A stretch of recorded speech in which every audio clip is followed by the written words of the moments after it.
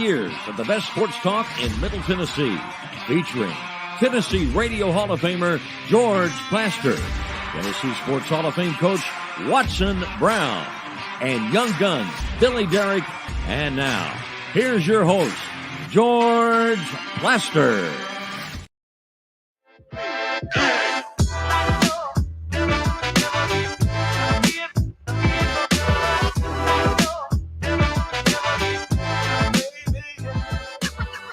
Hello again, everybody. Welcome in from the beautiful Fordyce Center in Bellevue.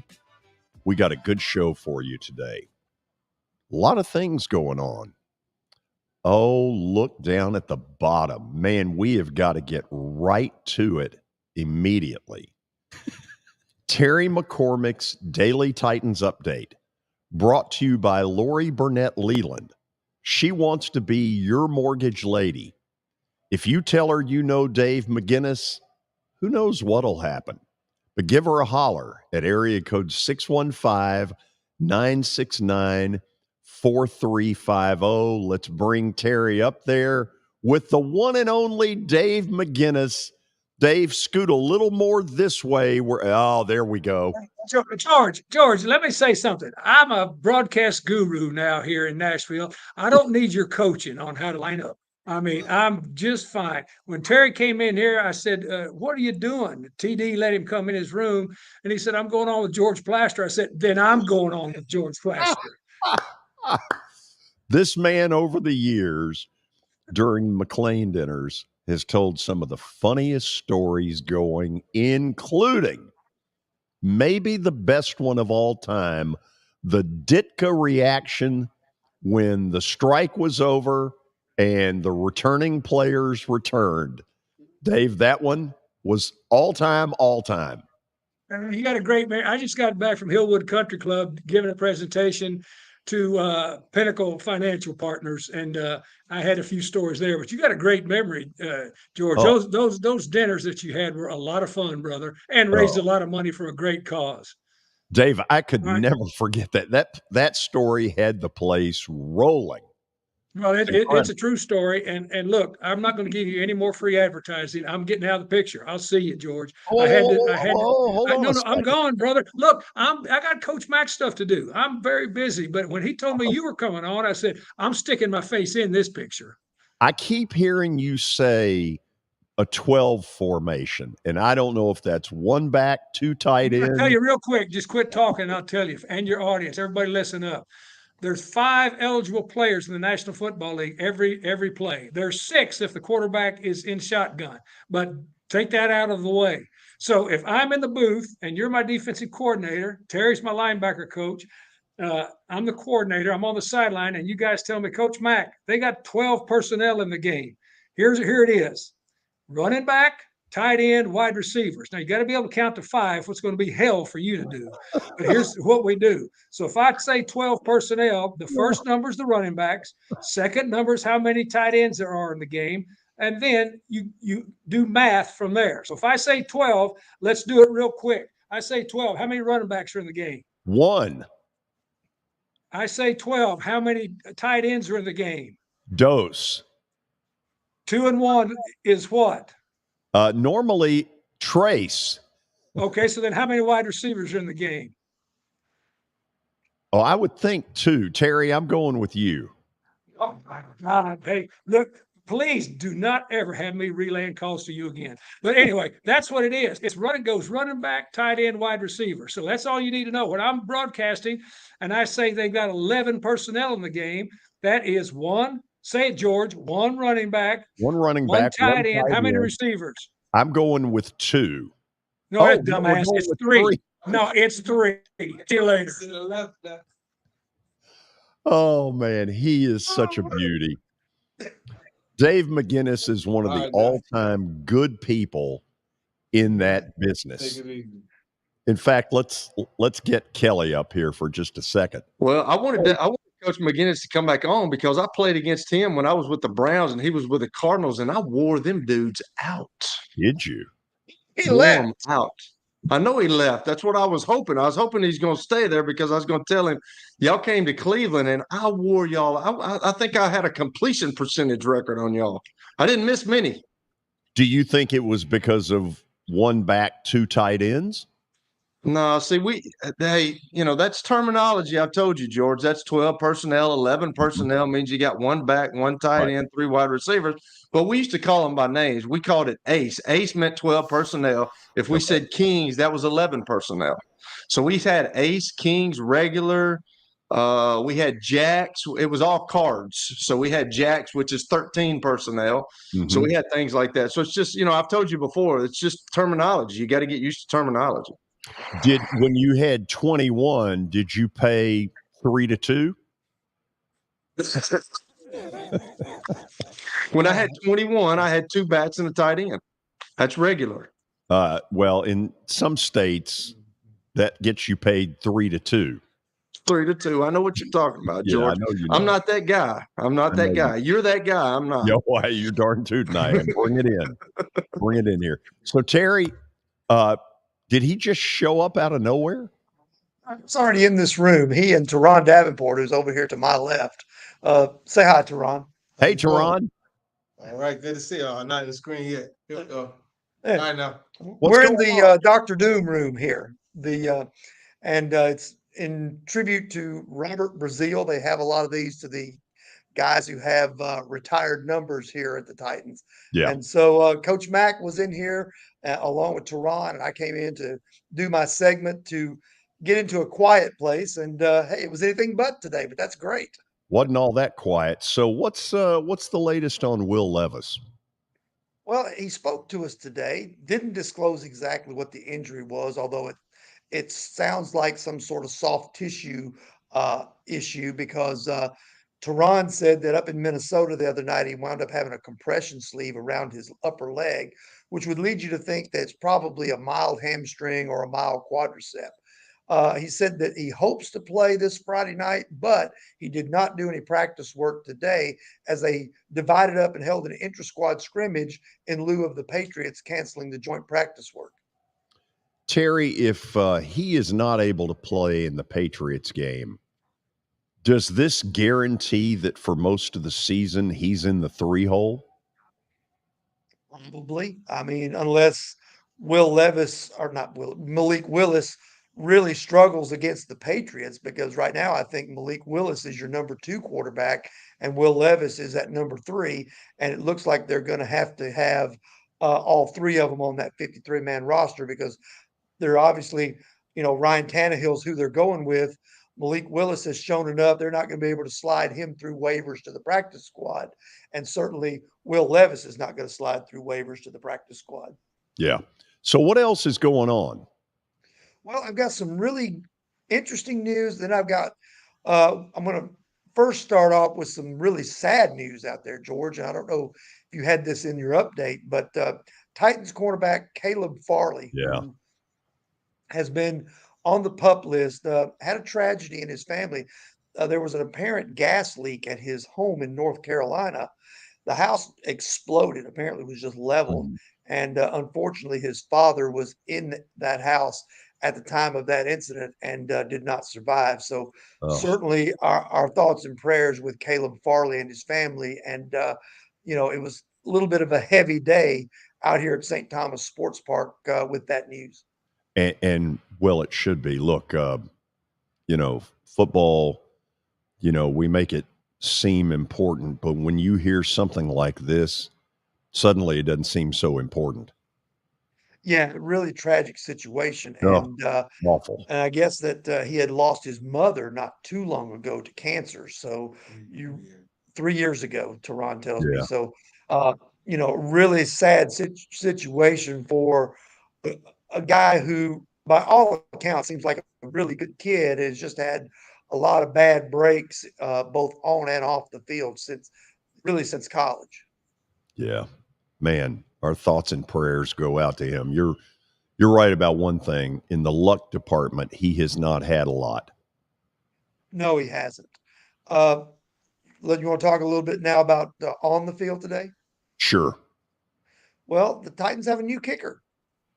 and he's actually a new old kicker because they had him for a brief time in 2021. Michael Badgley, who was released by the Washington Commanders on Sunday or Monday, I guess, showed up here at practice today, and the Titans cleared out both Caleb Shudak and Trey Wolf. So he is the only guy in camp right now, although they do have one open roster spot. And, well, let's just say it wasn't the auspicious debut he had hoped for. He missed 3 of his 10 kicks wide right in the practice drill, and then they put him out there for a 44-yarder in the 2-minute situation at the end of practice, and that one was wide right. So not an auspicious debut for Badgley. Mike Vrabel said at the end of practice that he's here now. He's got a chance at it, but they're going to keep looking for other kickers. Terry, let me ask you this, because it came up last night in the telecast of the Ravens and the Redskins, and I am going to call them the Redskins. That's what they ought to be. So it got brought up that he had been shown the door in Washington. In your mind, who is the best kicker out there today that is not on somebody's roster? Well, George, I'll give you 3, and 2 of them live right here in Nashville. One of them is Ryan Suckup, whom you know well.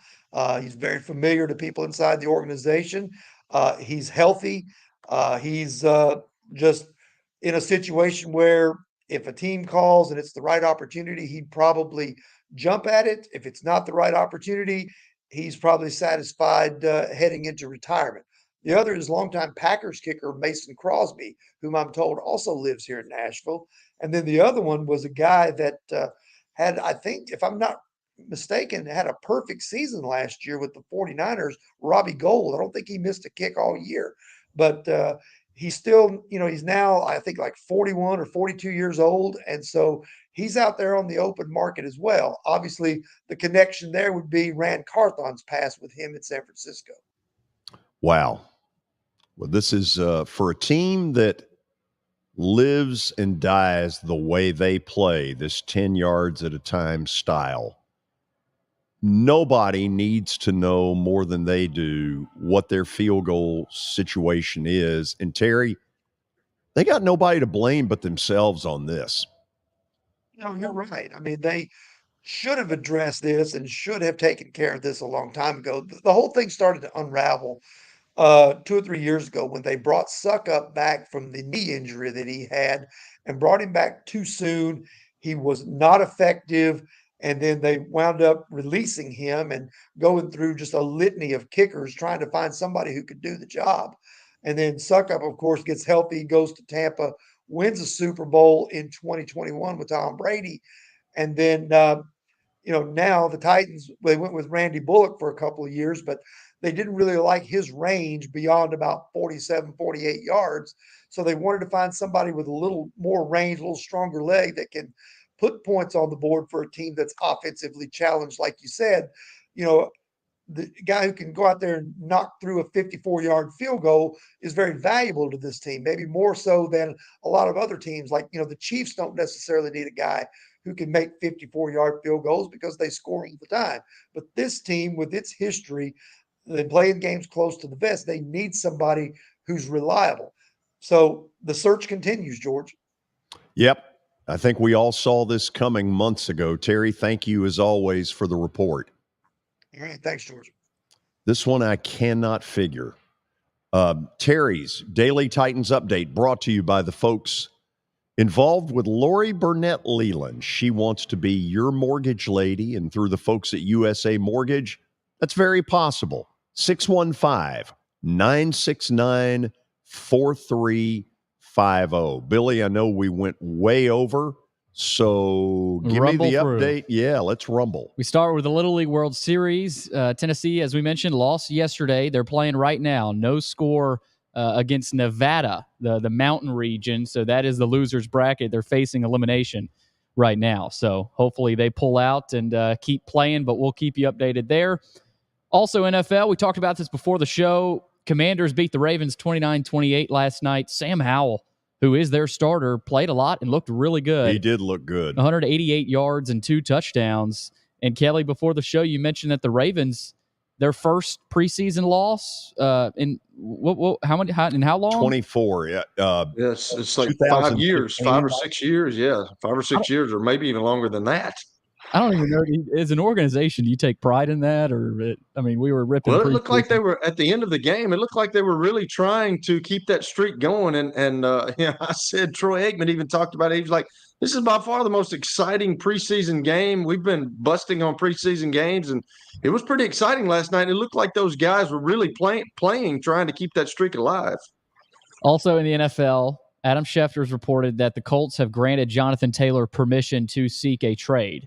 But the Colts will reportedly be seeking significant trade compensation for Taylor. First round stuff. I don't think he's going to like where this is going. No, and the Dolphins are reportedly expected to explore a trade for JT, who I think that'd be a great landing spot for him.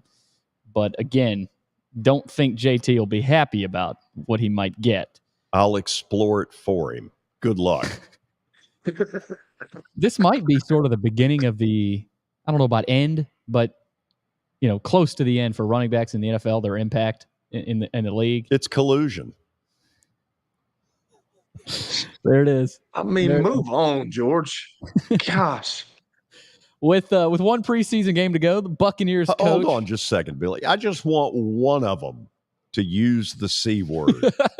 If I can get one of these running backs to say that, Kelly, it'll be an enormous victory. Talk to Derek. George, there's no question that it is collusion, but nobody cares, George. Well, I think those running backs care. Well, they do care, but I mean, it's just the way the game's going. I'm sorry, we're not Woody Hayes and 4 yards in a cloud of dust, Hoss. It's not the way it is anymore. Woody Hayes. Thank you, Hoss. All right, so Baker Mayfield's going to start for the Bucs. Ooh, wonder how long that's going to last. Filling the large shoes of Tom Brady. Well, let's say this, Kelly. This is it for him. It is. He's got to produce. I mean, that's what the pro football is about, production. If he doesn't do it, he's done. He'll be relegated to a backup.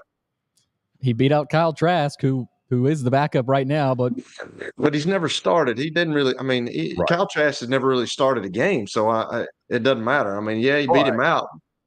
This is one of those cases where NFL may stand for not for long. Could be. Not so fast. Let's my friend for that. Absolutely. College football, Georgia Tech has named Texas A&M transfer Haynes King, who played a lot last year as their quarterback. So Georgia Tech, and we've talked about them being in a tough spot right now with their program. They need a savior. We'll see if Haynes King can be that guy. Did I tell you all I once did some of their games? You've told me. Yeah, over and over. I've heard it. I mean, let's build a bridge and get over that one. Oh, wow. Kelly's on a roll. Oh, he's on a roll. Man. Sits at home all day thinking this crap up. No, it just comes to me, George. Earlier today, the NBA announced that it has fined James Harden $100,000 after his recent comments. James Harden. Referring to 76ers president Daryl Morey as a liar. He called his owner a liar. No, it's his GM. President, whatever. They were very close in Houston.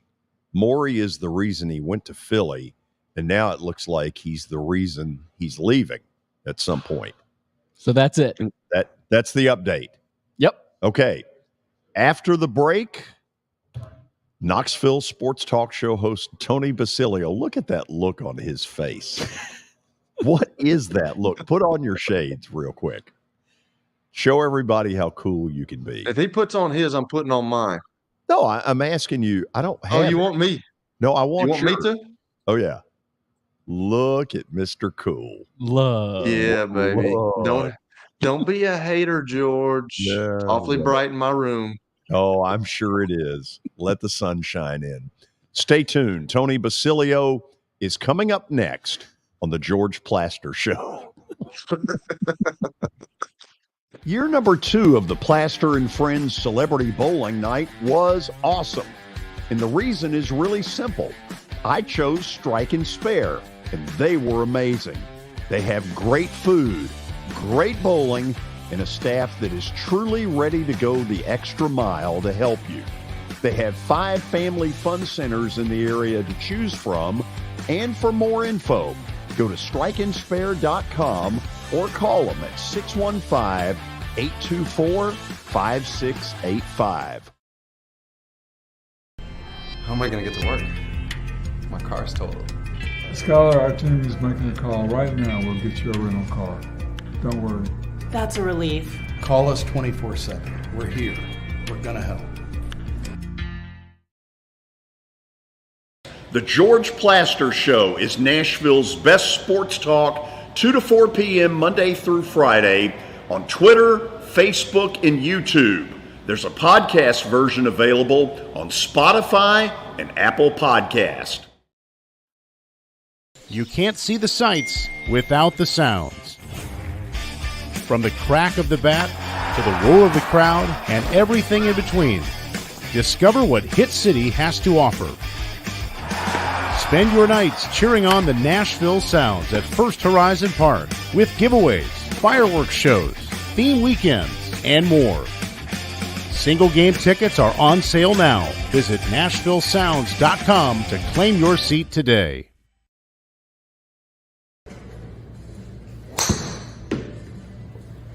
So who said I can't be a golfer? Well, you know what? This is X Golf, located just down the road from the Fordyce Center in Bellevue. This is fun. It'll improve your golf game, and you need to stop in and check it out. 8138 Sawyer Brown Road, and who knows, I may get to 200 before it's all over.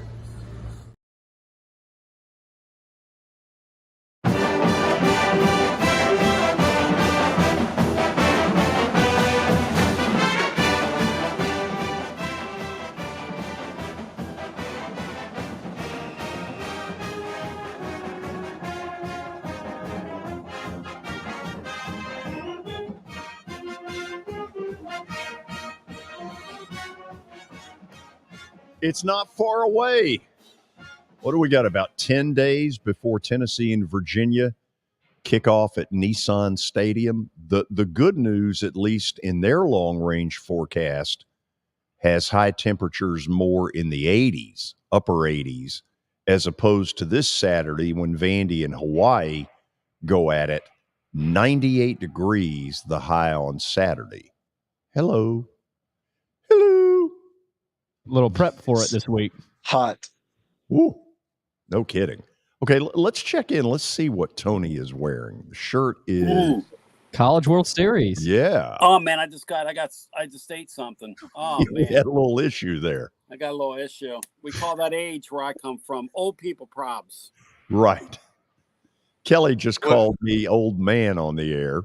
Well, Really I'm wearing my Kelly appreciated green that. for Kelly. I'm wearing my Kelly green for Kelly. So Tony, when you get old, you can usually hit your mouth, though. You know what I'm saying? It's got to go in there. It doesn't go on your shirt. It goes in your mouth.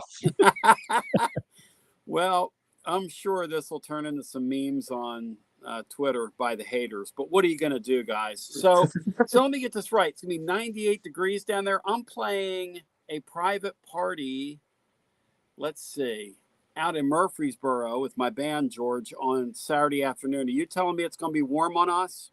I'm telling you, it's going to be hotter than the blazes. So I'm playing Friday night at Calhoun's on the River, and it was supposed to be in the 90s here. So you're telling me that we're going to cook this weekend? Yes. I would go shorts.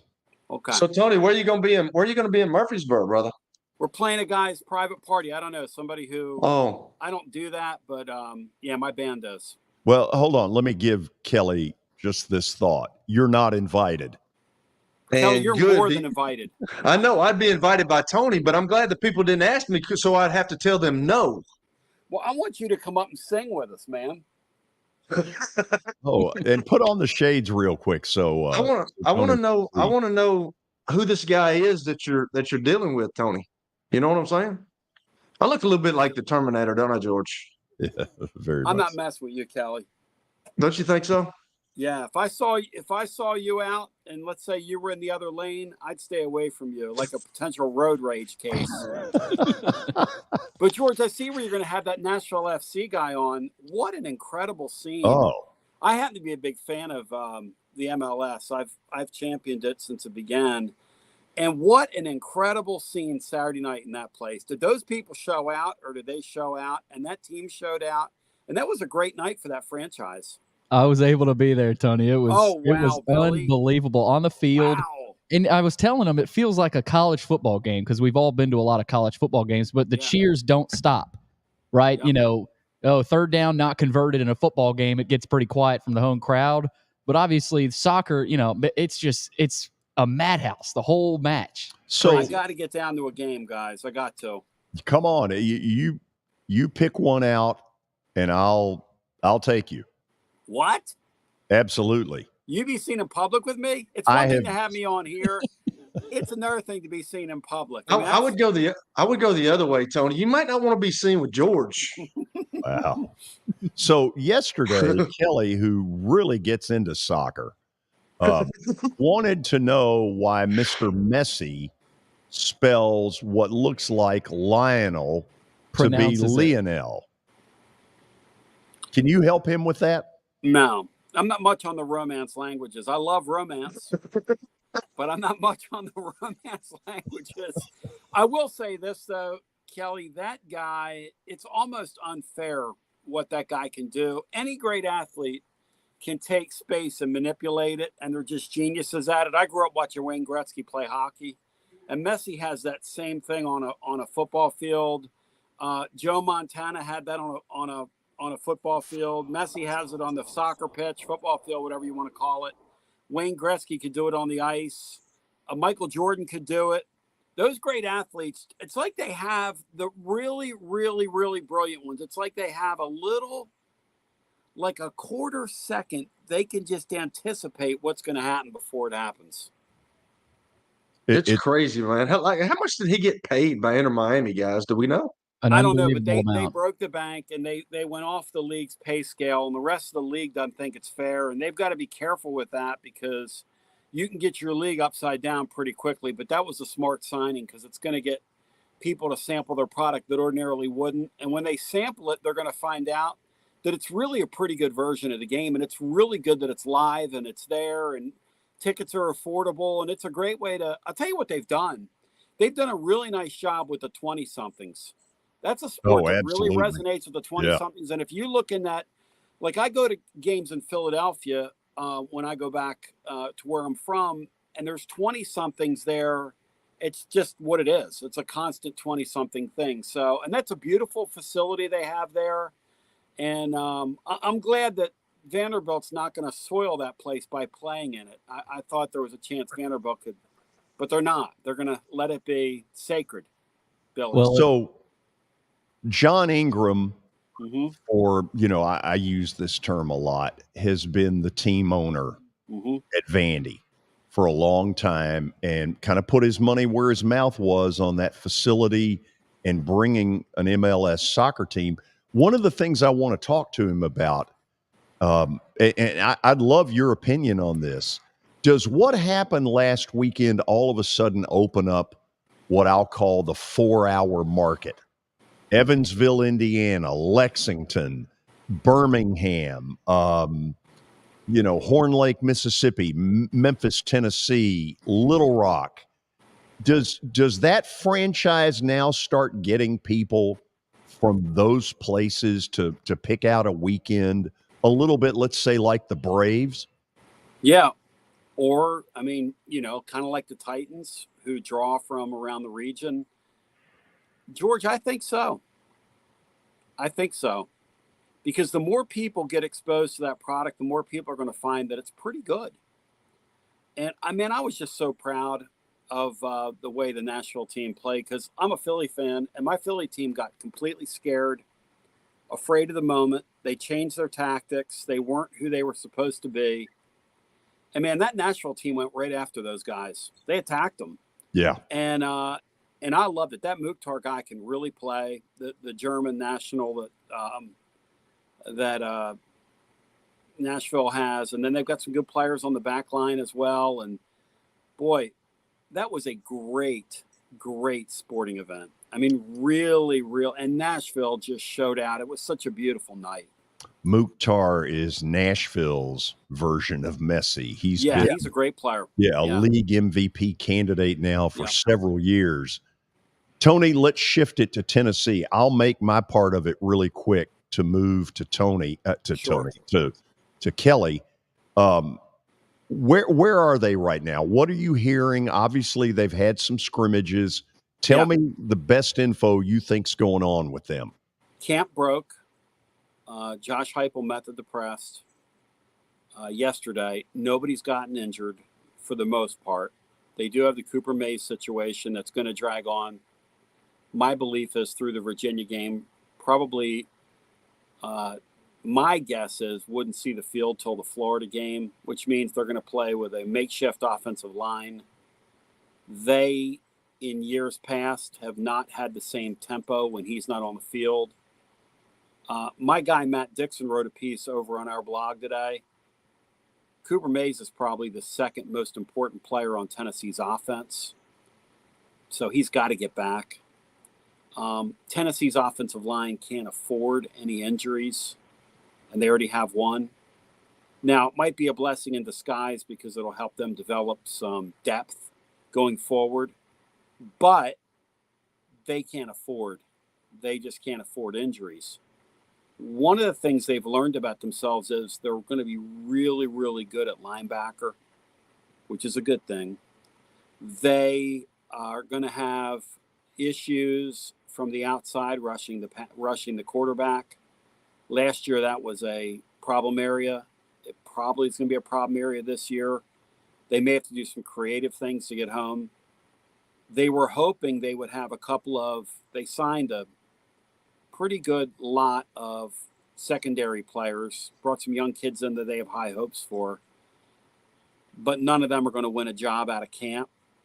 So they're going to have a veteran secondary.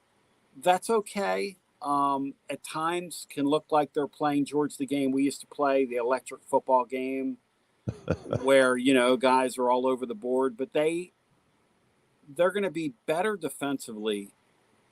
Offensively is going to be where their issues are because you've got a quarterback who, on his best days, doesn't get the ball out the way, say, a Hendon Hooker did.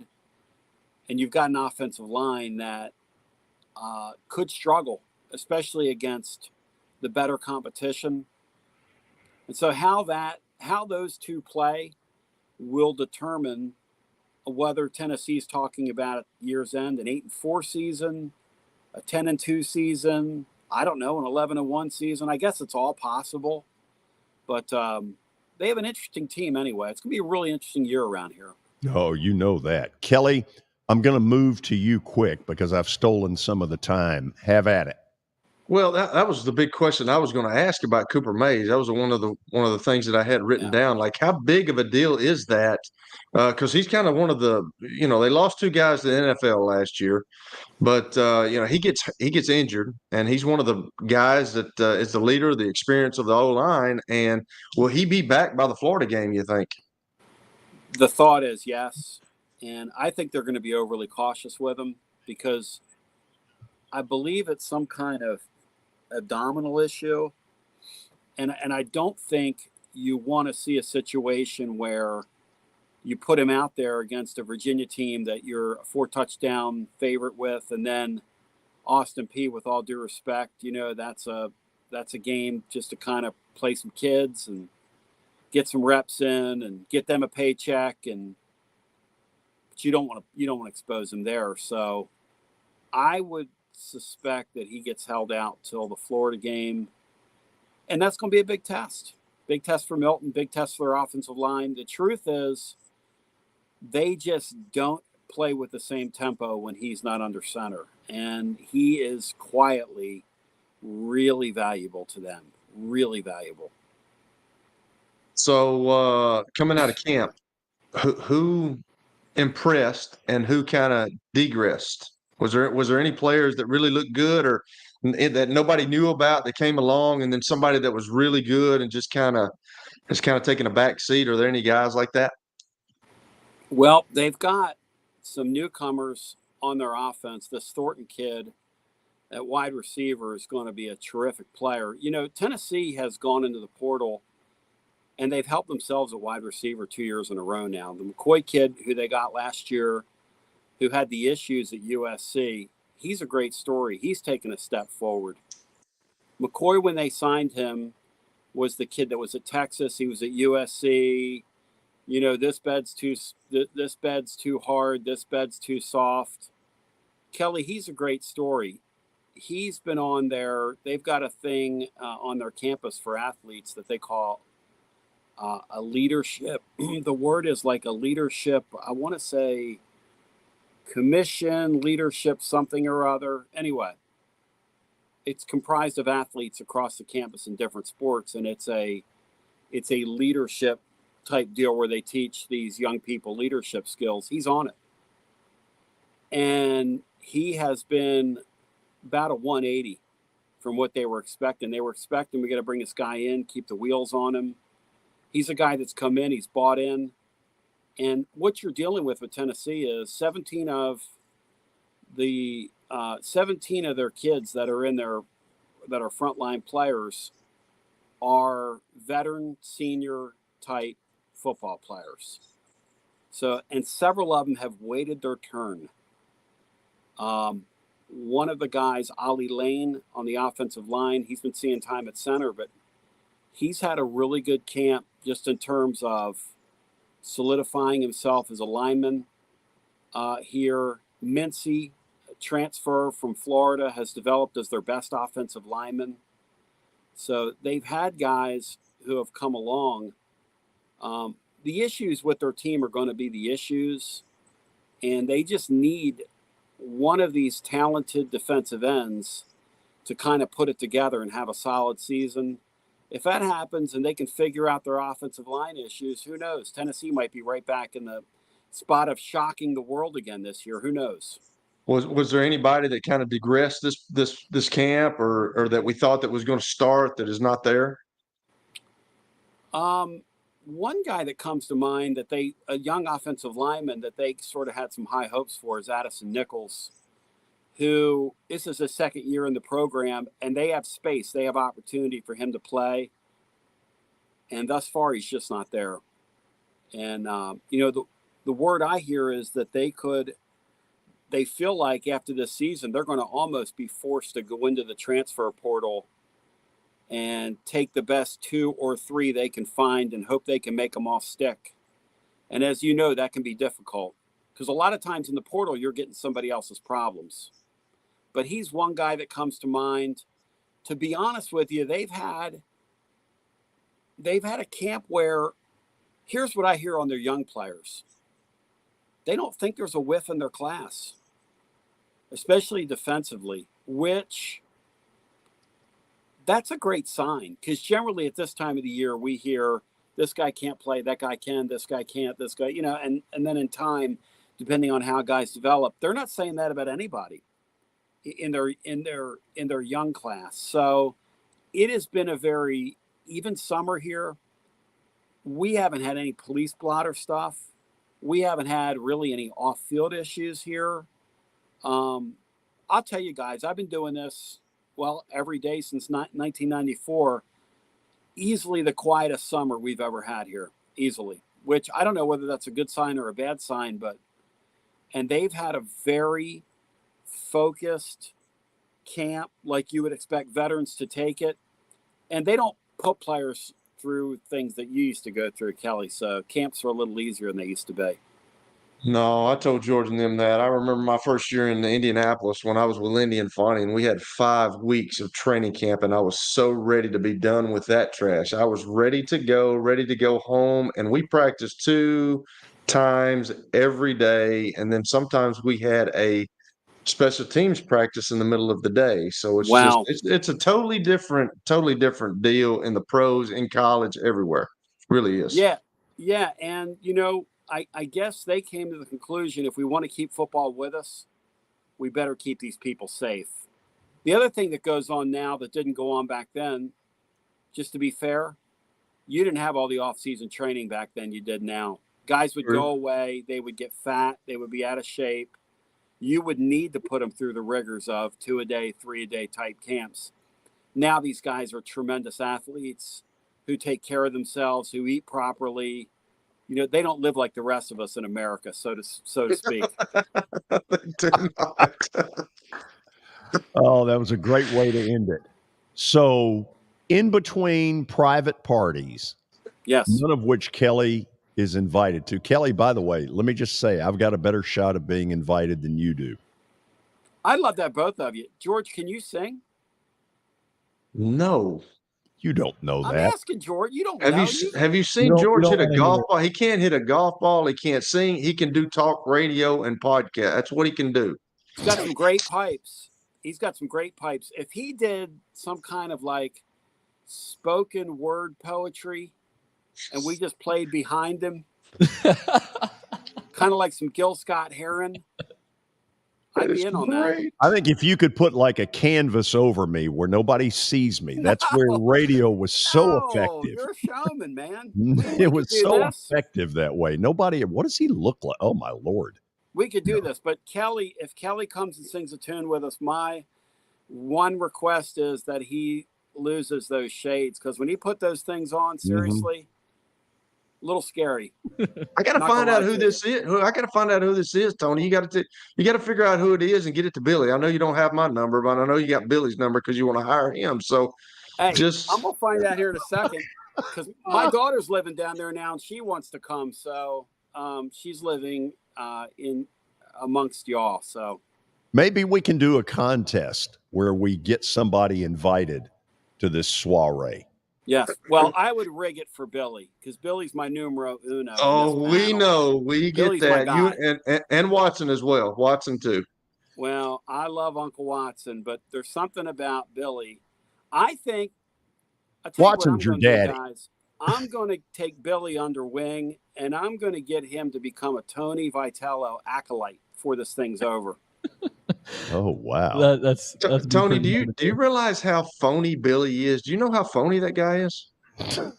It's all show. It's all show. Personal, Billy. Billy, this is personal. It is. Here. Kelly goes for the jugular. I mean, wow. First couple weeks it was tough, but since Kelly has come on the show, Billy has taken on a significant amount of water. I thought you were saying he's taking on a bigger role. Yeah, he's taking on. I could easily just take Kelly off the screen whenever I wanted to. Do it right now. I'd like to see that. So that Billy, was beautiful. Billy, will you be there at that game in 98-degree weather? Which one? The Vanderbilt game Saturday? I will. Wow. In what capacity? Are you covering it? Or are you? I will be up in the press box. I don't know if you knew, I'm actually working with Chris Lee now at Vandy Sports. Awesome, so man. yeah, I'll be up there. But yeah, it's going to be hot, and the end zones are under construction. So it should be interesting to see how fans are getting in and out of that place. George, what size crowd that game Saturday? What do you think? I'm guessing slightly over 20. Be a nice. I mean, if it's that warm, yeah. God bless anybody that goes to that. They do this thing. They do this thing where they have the freshmen run out on the football field before the game, and it's the class of whatever class it is. And what you see oftentimes is by about the middle of the first quarter, they start streaming out of there, and all of a sudden, this full student body is reduced down to Billy and about 3 of his relatives. We call that tradition. Yes, we certainly do. I bet Tennessee fans are happy they don't have to play there this year. Tell them where they can hear you. tclub.team, there every day. We put about 3,000 words up today, but some of it actually even made sense and was grammatically correct. So tclub.team. I appreciate you guys. Thanks for putting up with me. Hey, be listening at 3 when we have John Ingram on. I want to hear, oh my God. I want to hear, I want your reaction later to some of what he says. I'm in total agreement, Tony. I'll love his segment. I'll like it a lot more than those sunglasses. I know that. Oh. But congratulate him for all the great work they've done, because really, that's a first-class show they put on Saturday night. First class. I'll pass it on to him. I know he'll appreciate it. Thank you. After the break, Corey Hart. You get that? I wear my sunglasses at night in case. Yeah. Kelly's got issues. Yeah. See you guys. He will continue with us in a moment. See you, Tony. Are we going to the break? Yeah. When I say we'll go to the break. I mean, let's go, Billy. You've been doing this for years now. Good gracious. As the trusted premier custom home builder in Middle Tennessee, Donnelly Timmons has over 20 years of experience in the industry. Whether you're looking to build your dream home or renovate your current home, their team will ensure that every client and every remodel is unique, luxurious, and completed on time within budget. Founders Dustin Timmons and Joey Donnelly have over 25 years of construction experience in the Nashville area. Together, they have completed projects in Forest Hills, Oak Hill, Green Hills, Franklin, and Brentwood. Dustin and Joey believe that communication is the most important aspect of all construction projects. Therefore, they personally manage each project themselves and are involved in job site activities on a daily basis. Their commitment to quality and integrity has earned them an outstanding reputation among their clients. Contact them to set an appointment for a free consultation or to view some of their completed projects. Give them a call at 615-456-7983 or log on to DonnellyTimmons.com.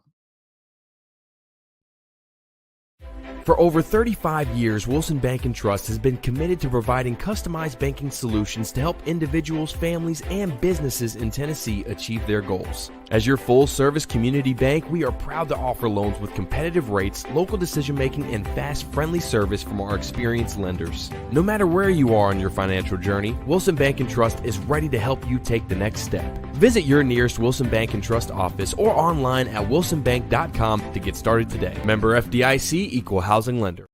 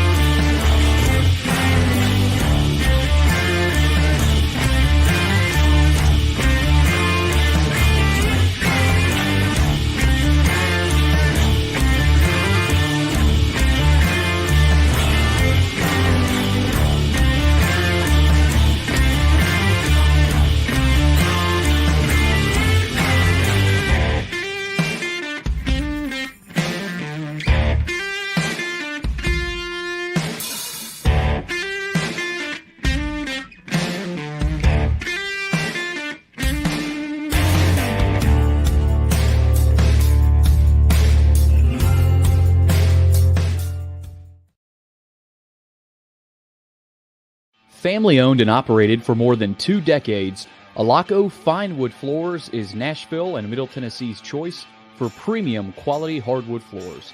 Since 1995, Jimmy Alaco and his army of employees have embodied the approach of taking pride in one's craft and providing superior customer service, growing from a one-man shop to a team of 23 professionals who share the founder's passion for quality craftsmanship and customer satisfaction. If you are interested in contacting them, you can find their headquarters at 2505 Winford Avenue in Berry Hill, or give them a call at 615-356-0303. Again, that's 615-356-0303, or log on to alacofinewoodfloors.com.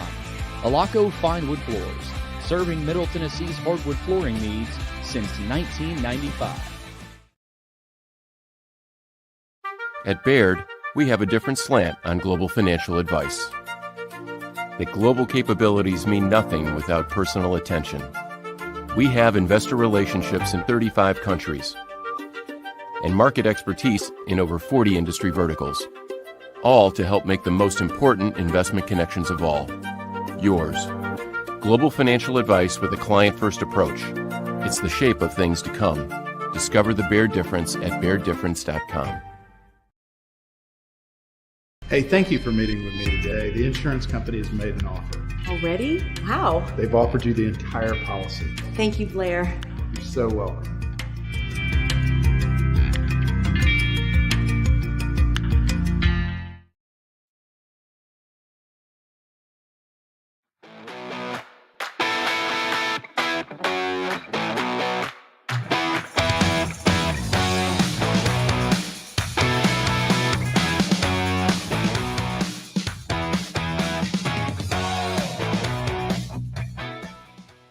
We're back. I want to get a quick University of Tennessee point out there with Kelly. You asked about Cooper Mays, and it seems to me that no matter what, they had better be good enough to take care of Virginia here, and certainly Austin Peay. Isn't the point that they've got to have him back close to 100% when they go to Florida? Isn't that the real story?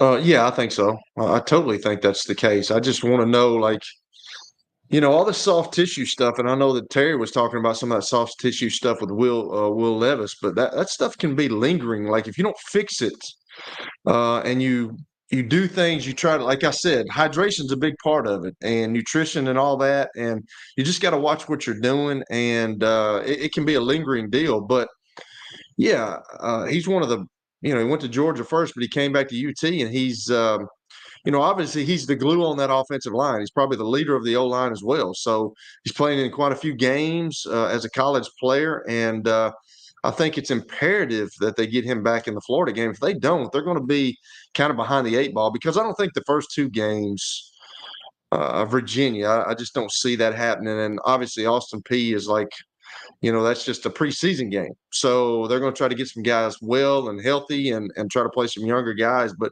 they've got to get him back for that Florida game. There's no question about it, George. And Tony said that their offense looks a lot different when he's not out there, right? I mean, he's an athletic, big kid that after each play gets back up, gets under center, and snaps the ball, right? I mean, that's not easy to do for a big old center.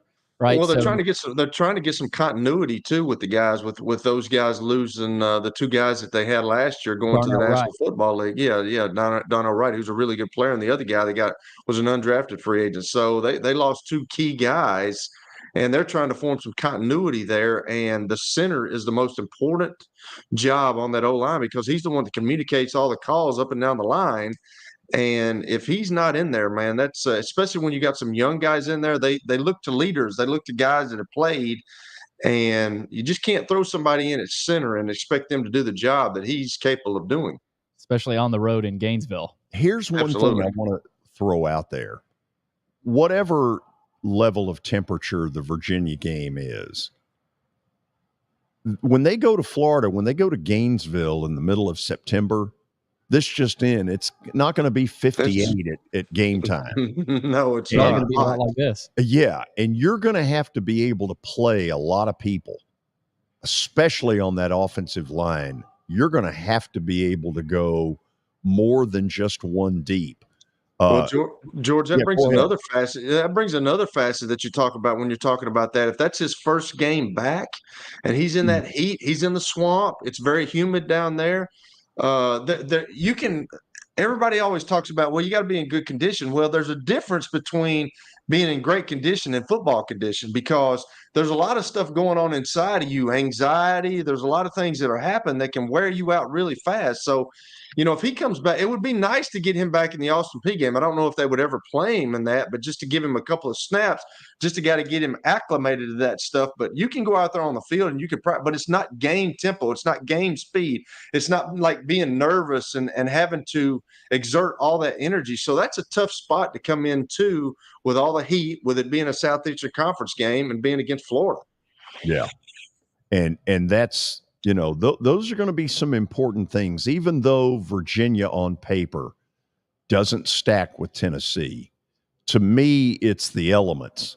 It's going to be hot. I mean, whether it's 88 or 98. Now, a lot of you that are going to sit out in that are saying, well, George, that's real easy for you to say. But for the players, Kelly, they've got to be acclimated to that. And certainly in fall drills, they have been. But for Cooper Mays, some of this stuff in early September is going to be vital. It really is. And they start, I remember being in Indianapolis. We were going to Miami where it was, 50 degrees in Indianapolis. And then you go down and you play the Dolphins. It's 95 and it's so humid. It's hot down there. And we would start a week earlier by, the strength coach would be just throwing stuff at us, be throwing salt pills at us, be throwing all this stuff to try to keep us hydrated during the week, because it's kind of a shock to your system. So it's going to be huge for him to get out there, and it would be nice if he could get out there a game before. But I just don't know if that's going to happen, George. But it's vital that I think that one of the key members of the offense, just like Tony said, he's probably the top two or one of the most important guys on offense for the ball. So he needs to get back for those guys to be successful. It is absolutely one of the storylines that we need to keep close attention on as they get ready for the start of their season. We'll have stat of the day after the break, and then Nashville SC owner John Ingram will join us. I can't wait to hear his thoughts on what he saw Saturday night, which had to be a moment to elevate this franchise to a level that nobody could have seen coming. Stay tuned. Hey, thank you for meeting with me today. The insurance company has made an offer. Already? Wow. They've offered you the entire policy. Thank you, Blair. You're so welcome.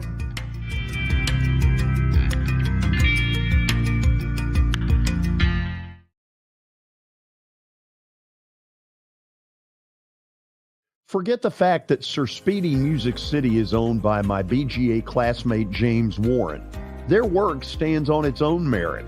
James and his staff do incredible work, as evidenced by the huge banners at the Plaster and Friends Celebrity Bowling Night. If you're looking for quality to help your marketing and business communications, and you want it at a reasonable price, these are your folks.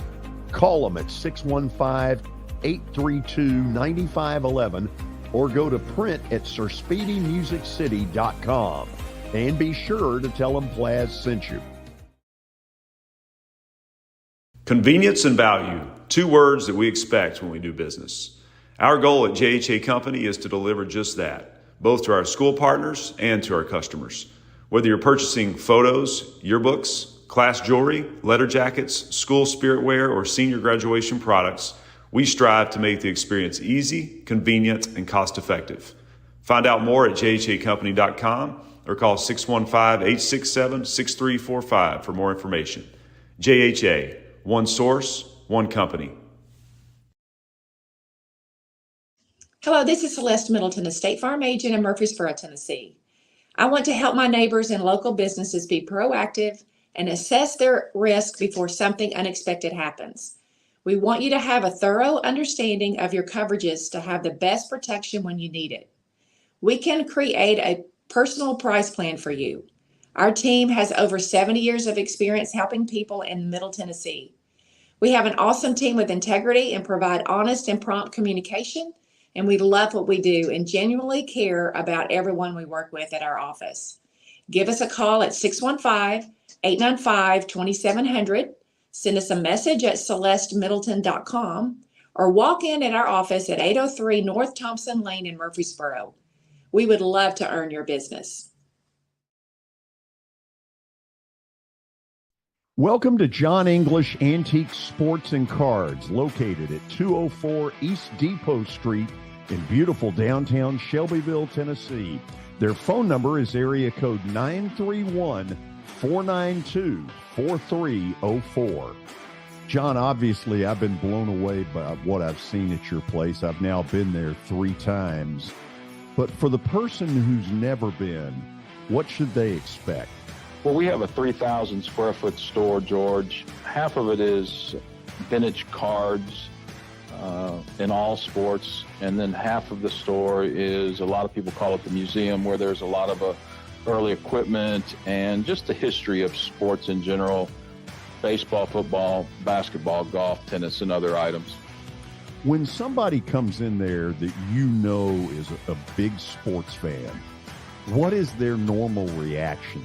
Well, I think that they're pleasantly surprised, and of course, being in Shelbyville, Tennessee, which is a small town that you would never expect a shop like we have to be in. So they're kind of, I don't want to say blown away, but as I said, pleasantly surprised.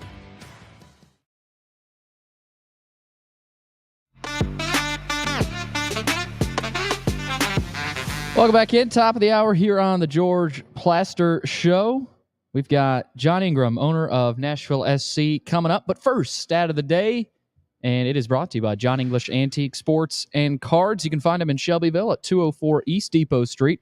They're open during the week, Tuesday through Friday from noon to 5, and Saturdays from 10 a.m. to 5. Give them a call at 931-492-4304.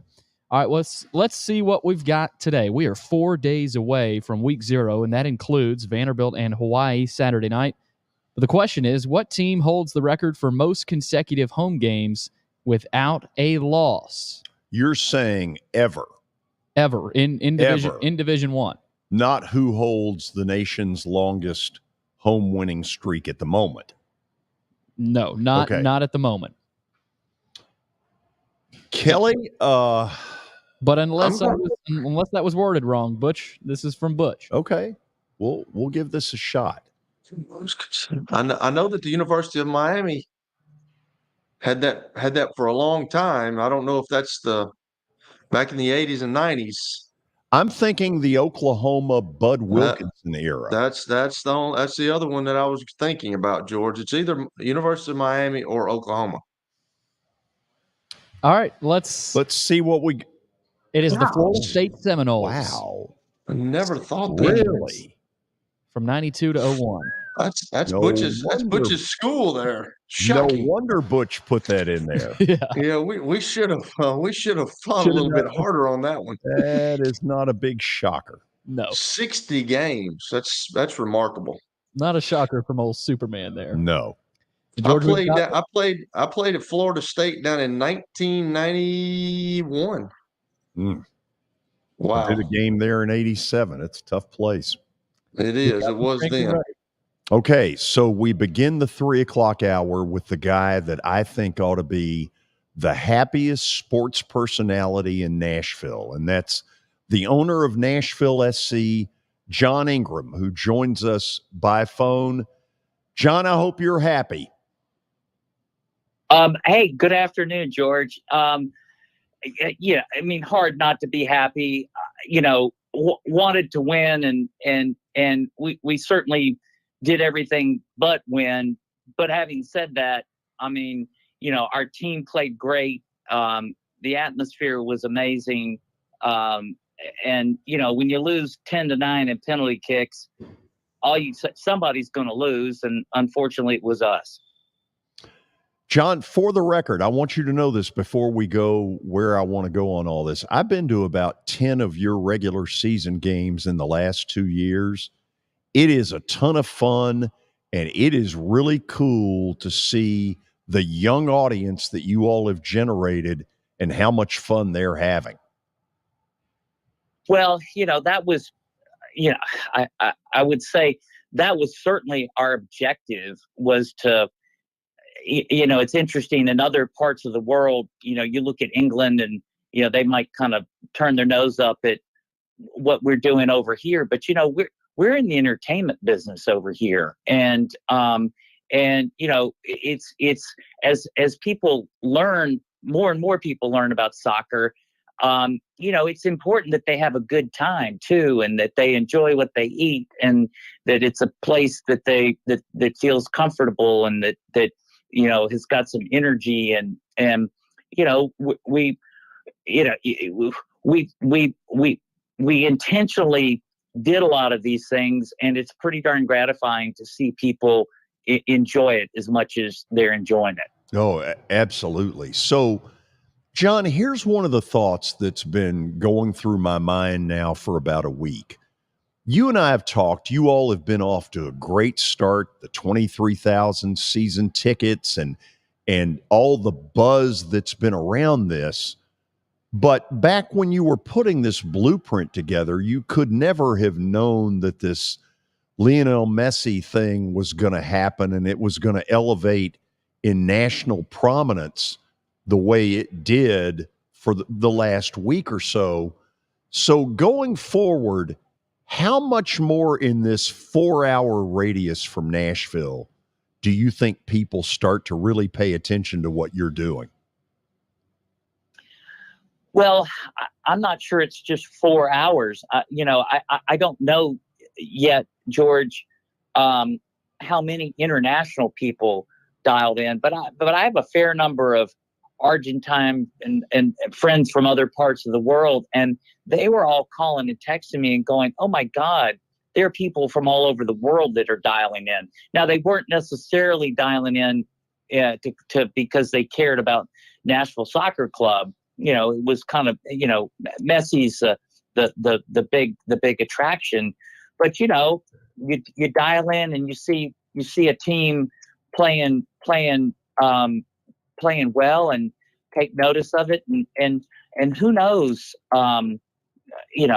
what people from within, a few hours radius, as well as, with our deal with Apple, people in anywhere in the world, you can dial in and to see our matches in lots of different languages too. So, I think there's a new dynamic going on here, and it's pretty exciting.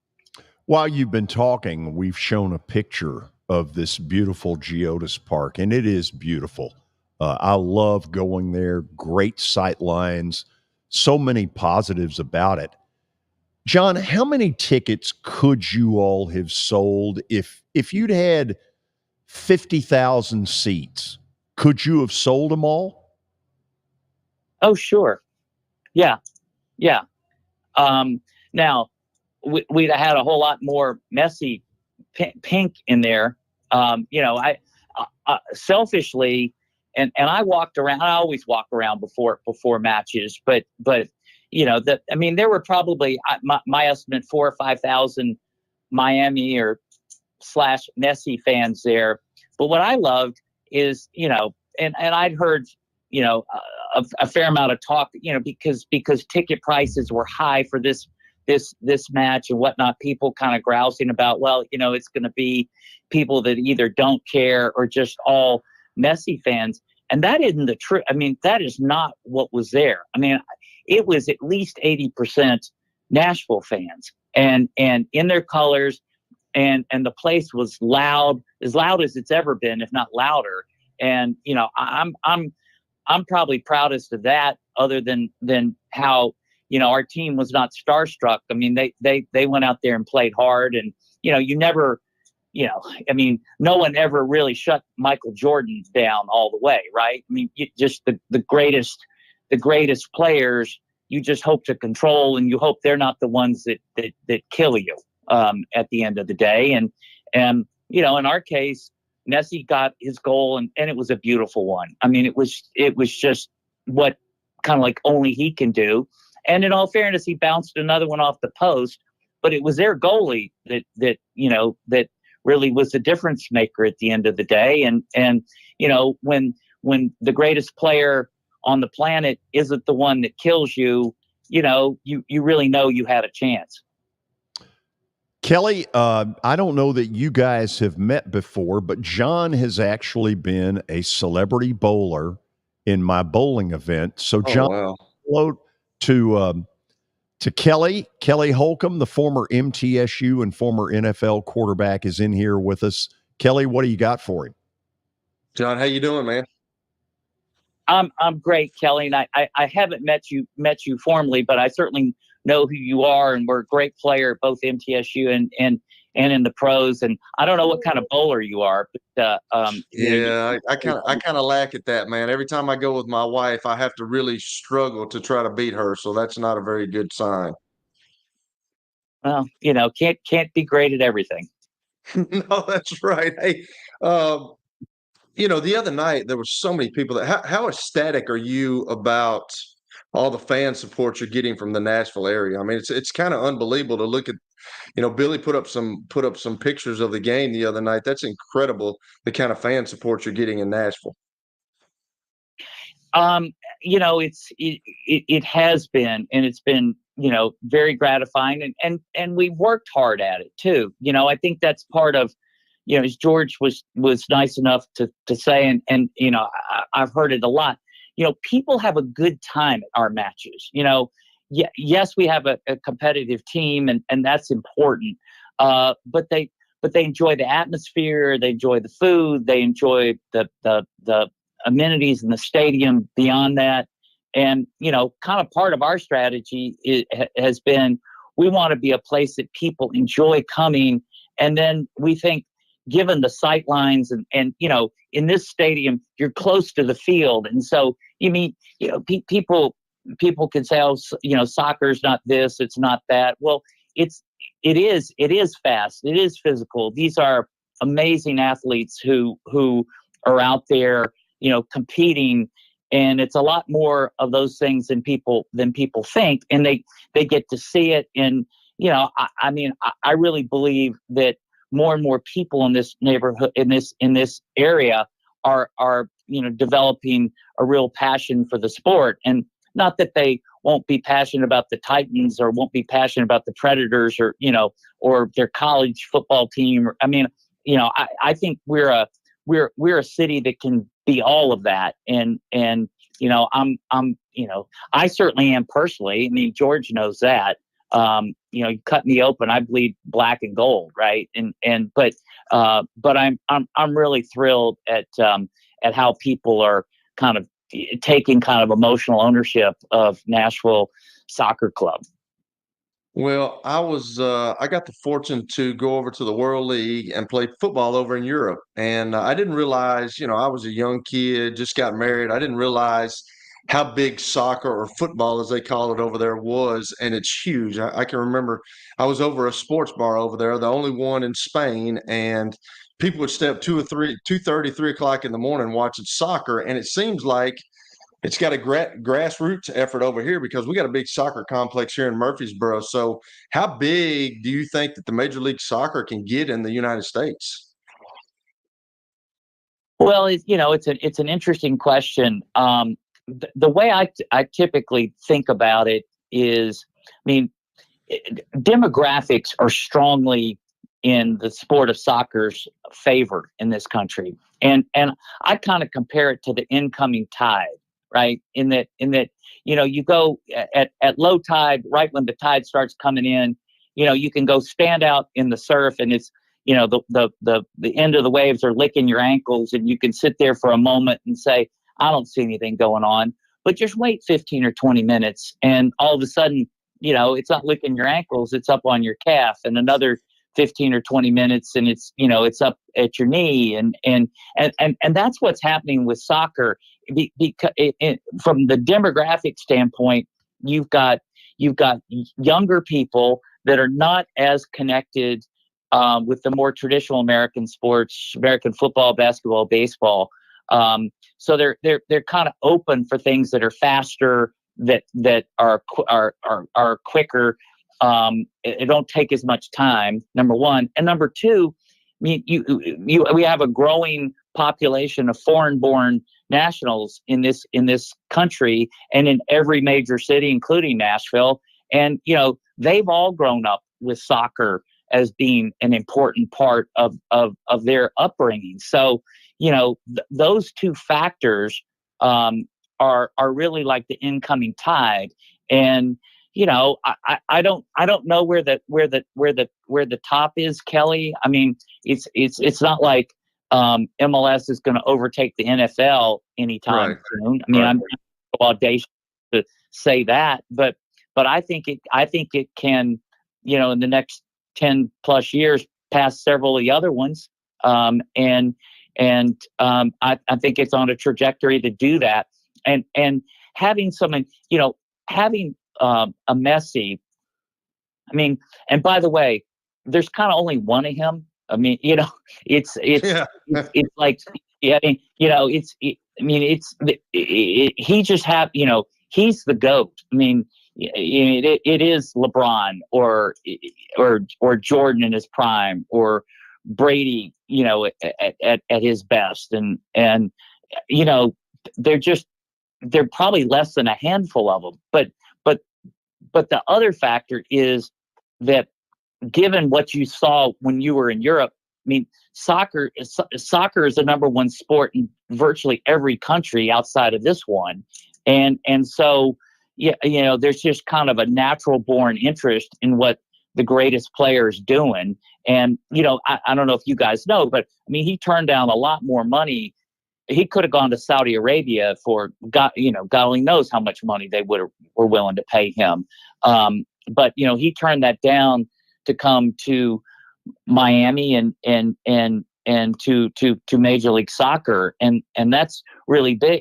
And that's like pouring gasoline on the fire, to have somebody like that. And it really is kind of pouring gasoline on the fire for the development of Major League Soccer in this country.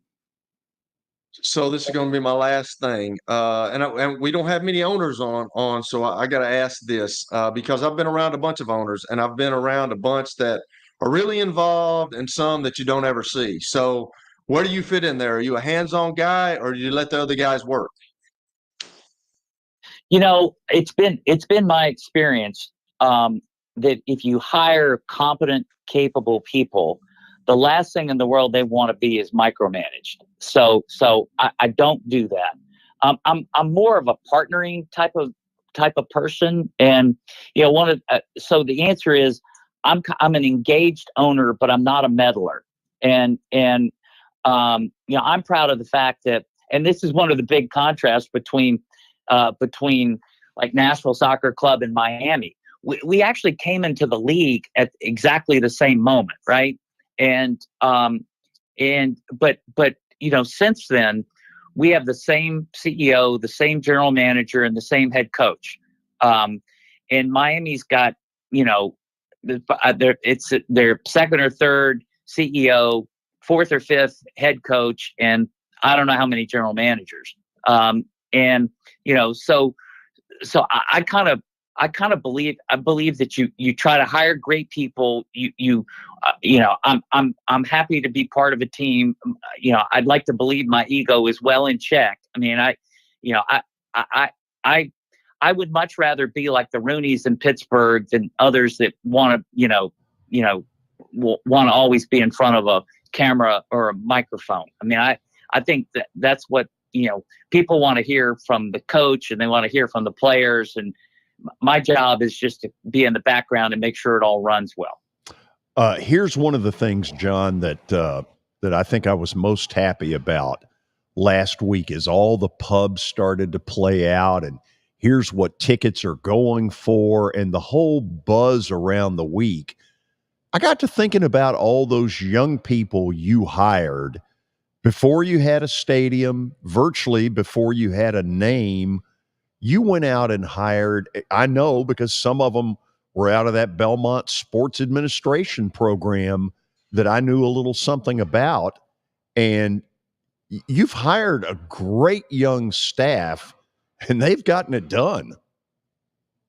Yeah, no, I mean, the best thing I did, George, was hire an experienced guy in Ian Ayre, who I think you know and gotten to know. And, Ian, my first hire and probably my best hire, and, really let him build a great team of people, including, a lot of talented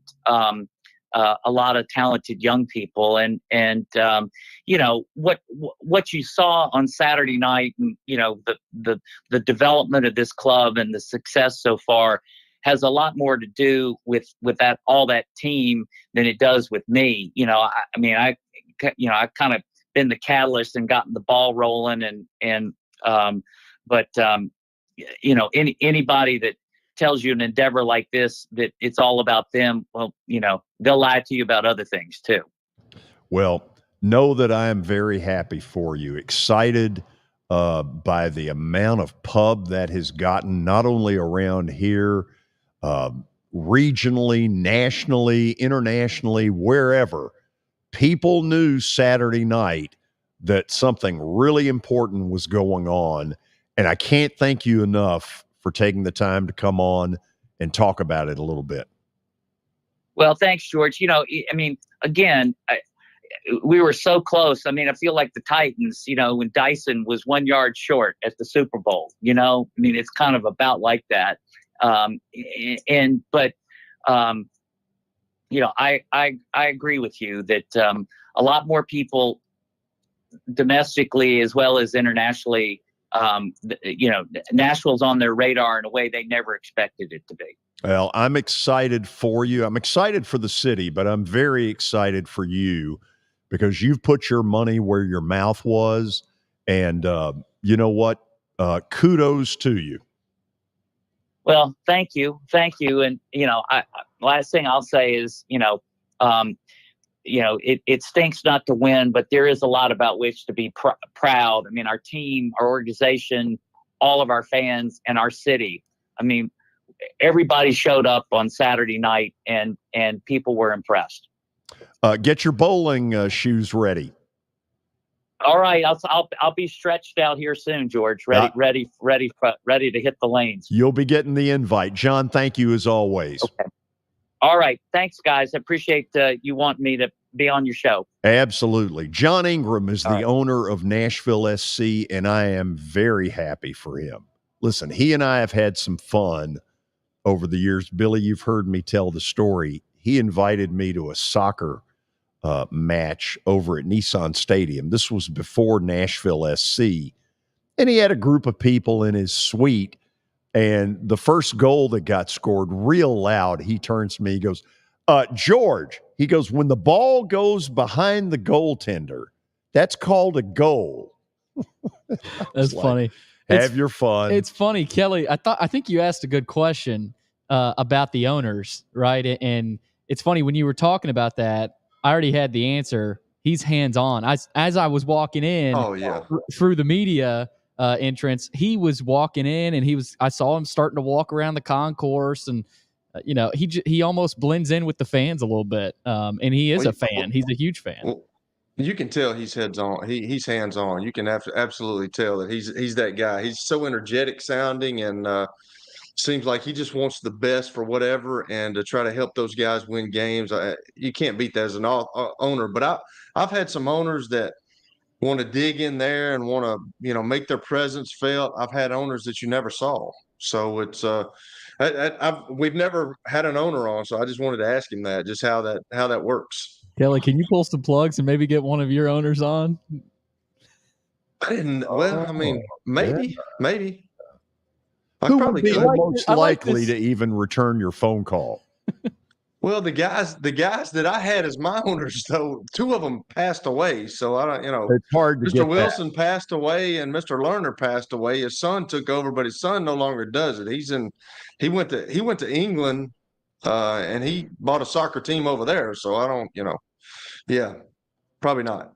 Jeff Hims in the On Deck Circle. We'll find out about his Saturday night over at First Horizon. This city had a lot of big things going on. We will talk with Jeff right after this. How am I going to get to work? My car's totaled. Skylar, our team is making a call right now. We'll get you a rental car. Don't worry. That's a relief. Call us 24/7. We're here. We're going to help.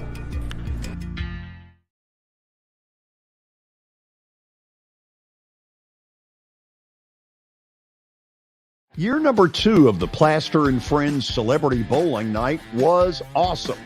And the reason is really simple. I chose Strike and Spare, and they were amazing. They have great food, great bowling, and a staff that is truly ready to go the extra mile to help you. They have 5 family fun centers in the area to choose from. And for more info, go to strikeandspare.com or call them at 615-824-5685. Looking for more than just awards and trophies? Southern Trophy House is your one-stop solution. For over 60 years, their team has created lasting impressions with a personalized touch. From embroidery to screen-printed apparel to corporate awards, signs, and name badges, they have everything you need to keep your brand shining bright. With their knowledgeable customer service team, you can relax as they create, produce, pack, and ship merchandise and awards on time and on budget. That includes etched crystal awards, custom cut acrylic, name badges, embroidered Richardson ball caps, banners, screen printed t-shirts, laser engraved Yelly cups, and knives. Recognize your hardworking team from Southern Trophy House, where they do their best to help you recognize your best. Located at 2705 Nolensville Pike in Nashville, give them a holler, 615-256-7295. Visit southerntrophy.com. Southern Trophy House, for all your personalization and recognition needs. You can't see the sights without the sounds. From the crack of the bat to the roar of the crowd and everything in between, discover what Hit City has to offer. Single game tickets are on sale now. Hello, this is Celeste Middleton, a State Farm agent in Murfreesboro, Tennessee. I want to help my neighbors and local businesses be proactive and assess their risk before something unexpected happens. We want you to have a thorough understanding of your coverages to have the best protection when you need it. We can create a personal price plan for you. Our team has over 70 years of experience helping people in Middle Tennessee. We have an awesome team with integrity and provide honest and prompt communication, and we love what we do and genuinely care about everyone we work with at our office. Give us a call at 615-895-2700. Send us a message at celestemiddleton.com or walk in at our office at 803 North Thompson Lane in Murfreesboro. We would love to earn your business.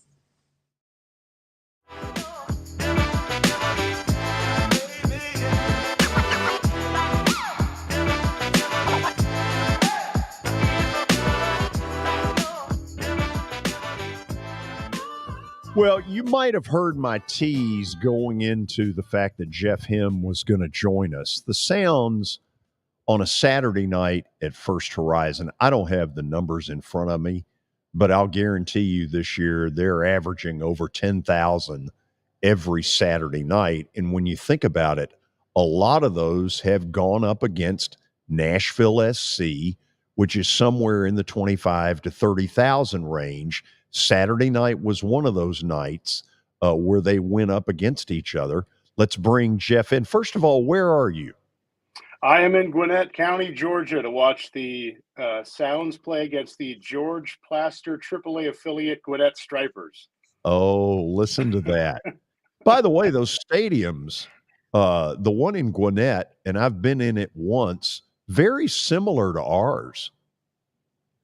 Yeah, this is just it's the geography is just totally different because we're out in an Atlanta suburb, but it's a very nice park, and it's interesting to compare just the situations, the markets, the attention.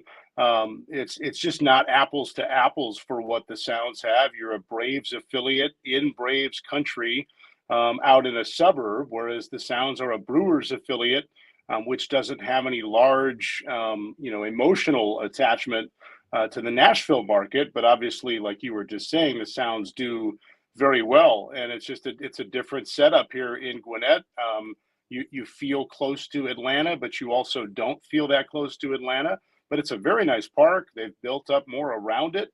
And in that way, there are some similarities, especially when some of the construction right around our ballpark in left field gets done. It's similar here in Gwinnett. I'm looking out right at left field right now where, you can have the breeze get knocked down a little bit because you've got some condo apartment buildings out in left field. And that's kind of getting reined in even tighter at our place with the construction that's going on to make it a neighborhood feel. So there are some similarities, and then there are some dramatic differences between what the Sounds have and what the Stripers have here. In Gwinnett. This is pathetic on my end, but I'm going to do it anyway. Can you show us what the park looks like? Yeah, let me try to reverse my camera. Will that allow me to? Let's see. You guys might have to tell me how to do a screen reversal because I don't know. It's kind of tough. I don't think it's possible on this platform, but you could kind of turn it, I guess, and maybe. Yeah, let me try to do it that way. Does that work? You just turned it. We're seeing dead on center field. Yeah, Yep, there's left field. Yeah. And then, so I'm just to the third base side of home plate. But you can kind of see what's literally right in back of the outfield that kind of brings it in, because on the other side of that is a fairly major highway that you don't really see because of what they've built up around it. So if you get to I-85, you'll be sitting for a while. It was not the fastest drive that I've ever had getting here today, but it was good. I've had worse. So, okay, I'm one of these people that when you all send out the release at the end of the night, the first thing I go to is the attendance figure. Mm-hmm. And I'm just going to admit I didn't do it Saturday night. What did y'all draw? It was just over 11,000. It was 11,343, which was sellout number 13 this year and the third biggest crowd we've had this year. Wow. And I heard the tail end of your last segment and the start of this one. Nashville is such a great city and a sports market.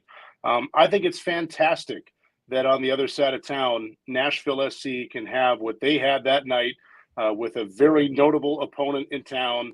And there's enough to go around. The Sounds had 11,000 plus. Like you said, we go up against each other a fair amount. And in that way, are we competition with each other? Yeah, you can argue that. And that's not 100% right or 100% wrong.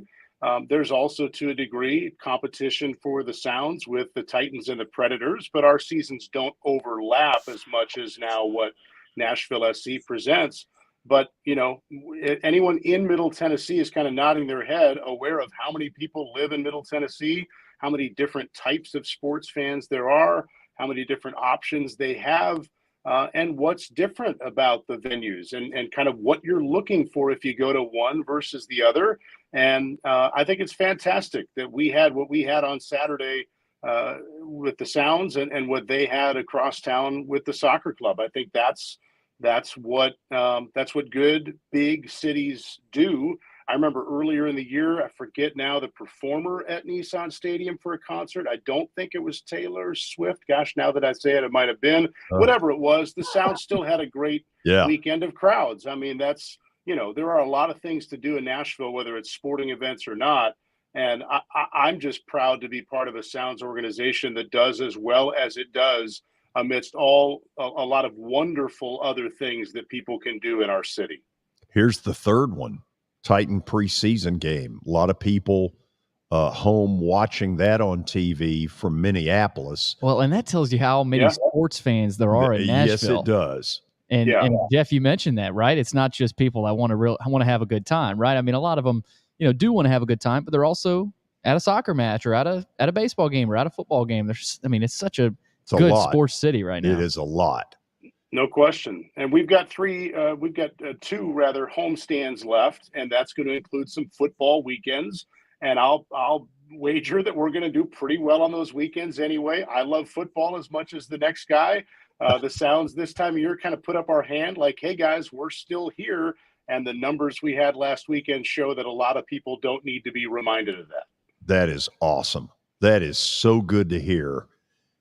Talk to me. In the old days, there used to be this rush to get to September 1 in the call-ups, and you'd have 6 or 7 guys on that bench privately saying, man, I'm going up.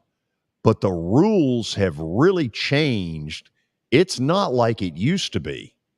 It's very different than it used to be. Yeah, to your point, what is this, year 2 now, I think, or maybe year 3? It might be a post-COVID thing. But basically, pre-COVID, September 1 would hit, and anybody on a 40-man roster for a big league team was fair game to go up. And, in the past, it was 25. Now it's a 26-man big league roster. And in the 25-man format, you're right. You might have 6 or 7 guys. I can remember some Labor Days or the Sunday before Labor Day, because our season at AAA used to end on that Monday of Labor Day, which was always like September 1, 2, or 3, something to that effect. I can remember mid-game seeing some guys leave the Sounds game because they had to get on a flight because they were a September 1 call-up. Yep. It's very different now.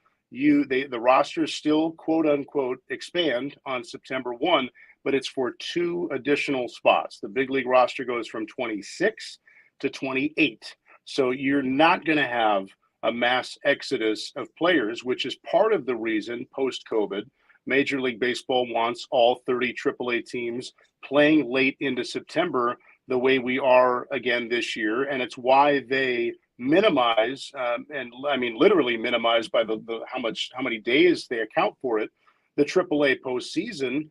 Because if you're a bad AAA team, but your parent club is a contender, the important thing for Major League Baseball is that as many AAA guys are still playing as possible. So in the previous September 1 roster expansion, you might have 6 or 7 guys go up, but then within the next day or two, the other 20 or so guys were done. Their off season was there, and they would go home, and we'd have years where a guy would be 2 weeks into his off season and the big league team would need him because they still had another 3-4 weeks. So the format now is fewer call-ups on September 1, but also a AAA season that goes pretty much to the very end of what the big league regular season does. So guys who don't go up on September 1, and there will only be 2 Sounds who do, there's still a lot to play for the rest of that month.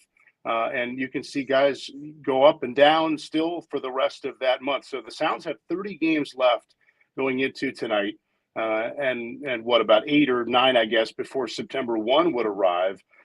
But even after September 1, there could still be movement, and you'll have a lot of guys playing for any kind of a shot at the big league team, rather than going home. And I'm mindful of that as the Sounds play Gwinnett tonight. You've got Brewers and Braves, 2 first place teams. Obviously, Atlanta's got a bigger lead. They've got the advantage of a little bit less urgency on wins and losses right now.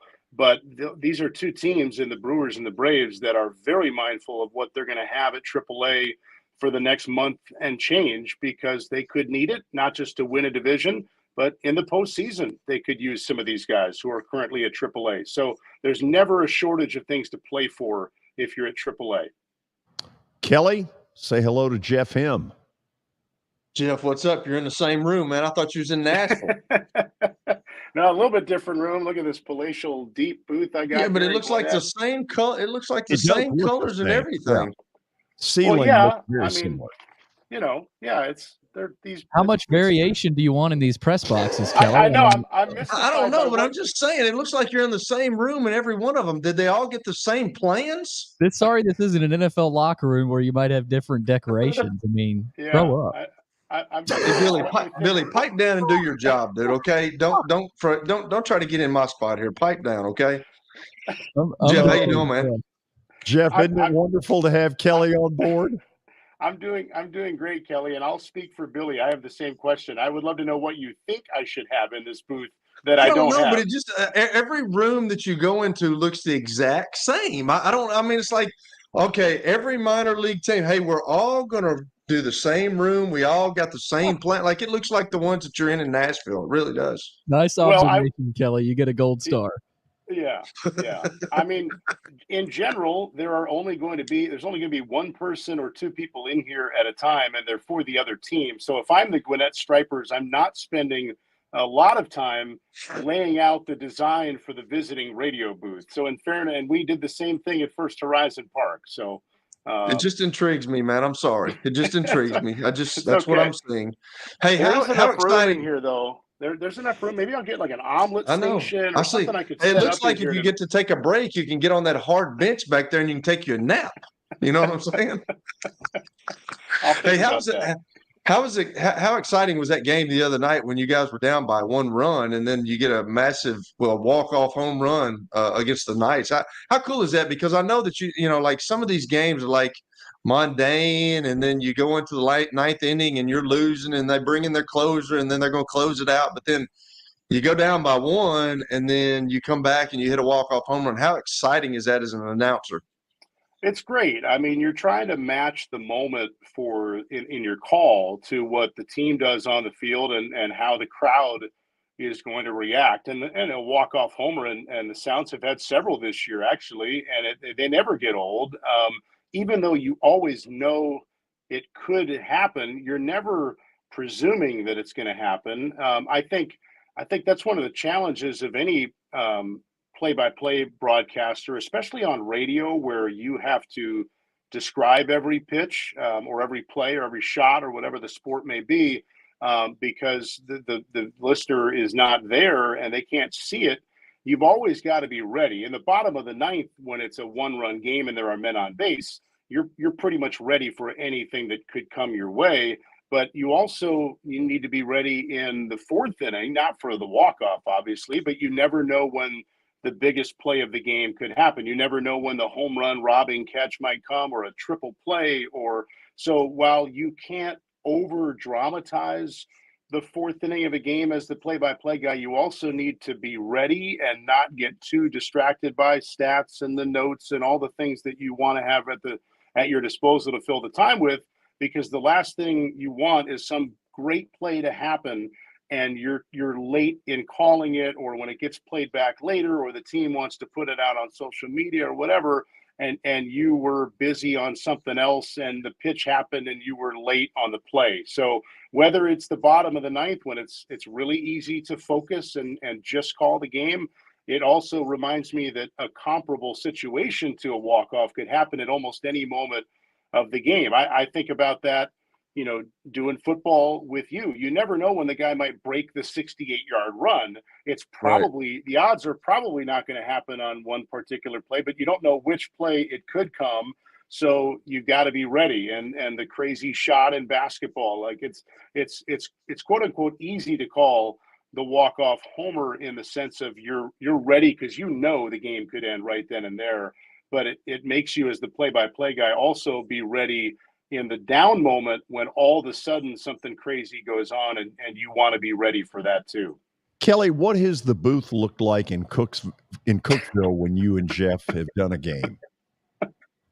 Well, it was not very big, but we're in Chattanooga now. So we're past that. We're past that, George. But yeah, it wasn't very big. No, that looks like a better one. Sorry. I mean, that looks like a better booth. We got plenty of room in that booth in Chattanooga. I like that.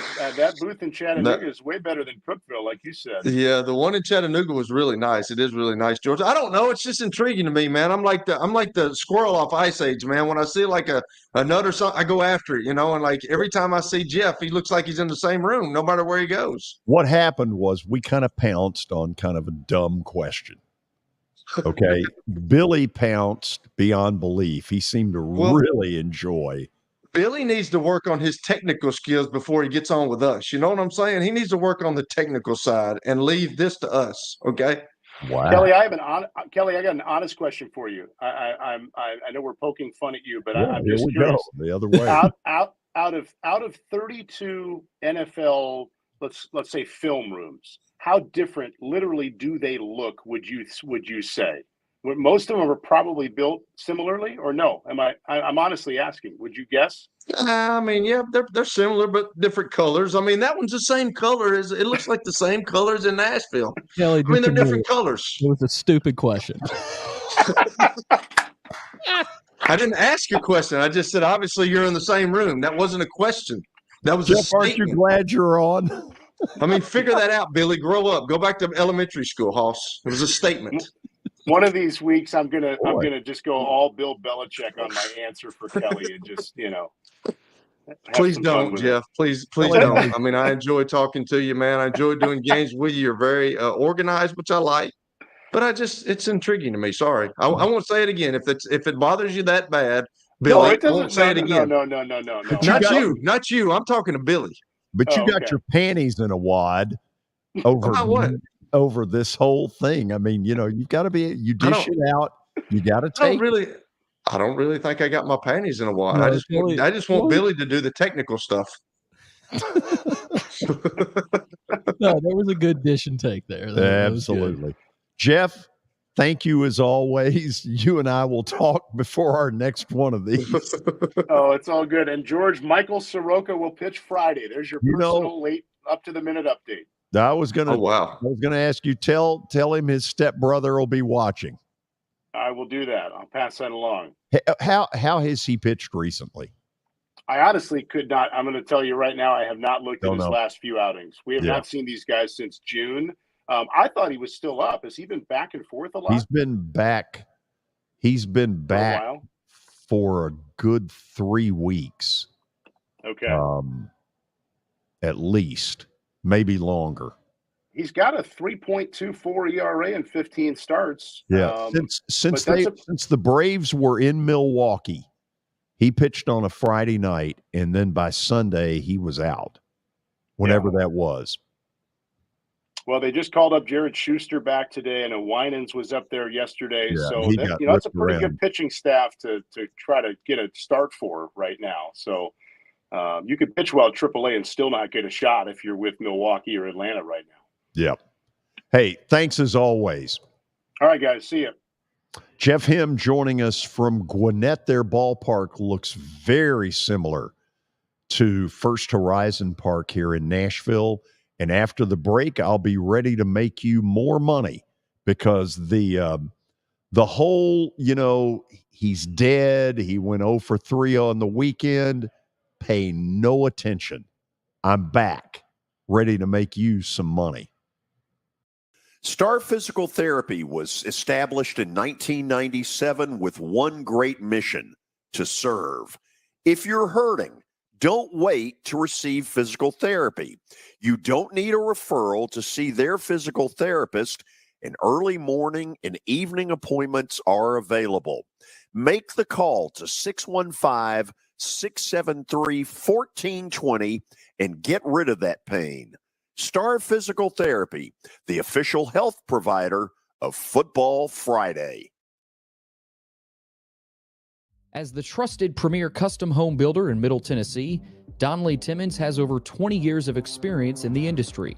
Whether you're looking to build your dream home or renovate your current home, their team will ensure that every client and every remodel is unique, luxurious, and completed on time within budget. Founders Dustin Timmons and Joey Donnelly have over 25 years of construction experience in the Nashville area.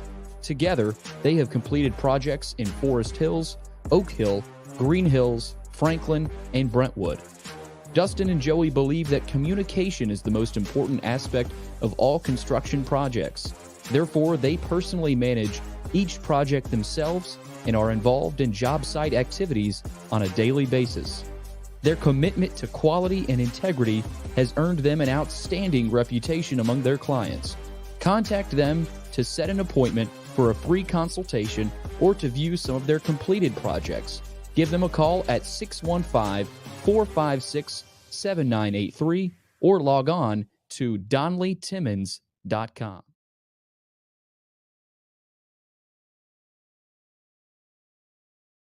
For over 35 years, Wilson Bank & Trust has been committed to providing customized banking solutions to help individuals, families, and businesses in Tennessee achieve their goals. As your full-service community bank, we are proud to offer loans with competitive rates, local decision-making, and fast, friendly service from our experienced lenders. No matter where you are on your financial journey, Wilson Bank & Trust is ready to help you take the next step. Visit your nearest Wilson Bank & Trust office or online at wilsonbank.com to get started today. Member FDIC, Equal Housing Lender.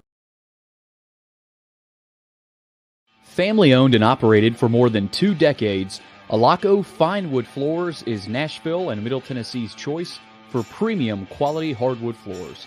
Since 1995, Jimmy Alaco and his army of employees have embodied the approach of taking pride in one's craft and providing superior customer service, growing from a one-man shop to a team of 23 professionals who share the founder's passion for quality craftsmanship and customer satisfaction. If you are interested in contacting them, you can find their headquarters at 2505 Winford Avenue in Berry Hill, or give them a call at 615-356-0303. Again, that's 615-356-0303, or log on to alacofinewoodfloors.com. Alaco Fine Wood Floors, serving Middle Tennessee's hardwood flooring needs since 1995.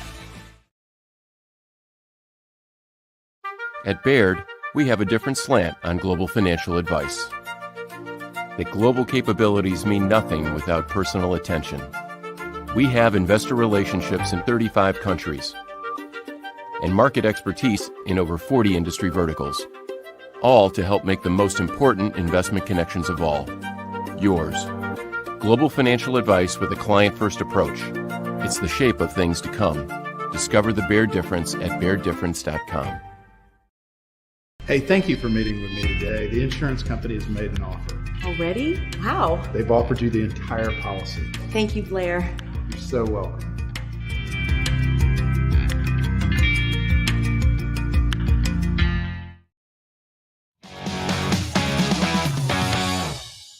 Welcome back in. Final segment of the show on a Tuesday. It's now time for Plaster's Bet of the Day. And also a quick update. Tennessee in the Little League World Series just barely beat Nevada 2-1. So they stave off elimination and stay alive. So they will play again, I would assume, tomorrow because they were in the losers bracket. So, you probably keep playing back-to-back days. So we will keep you updated on that. But first, that's a good win. Great win. Good win for them. And they've done well in Williamsport in the past, right, when they've made it. So yeah, happy to keep that tradition alive. Bart Durham Injury Law brings you Bet of the Day. Give them a call, 615-242-9000, or log on to bartdurham.com. Let's check out what happened last night. As George said, he's back. And I don't know if anything will replace that 0-4 weekend, help you bounce back. Oh, you know what?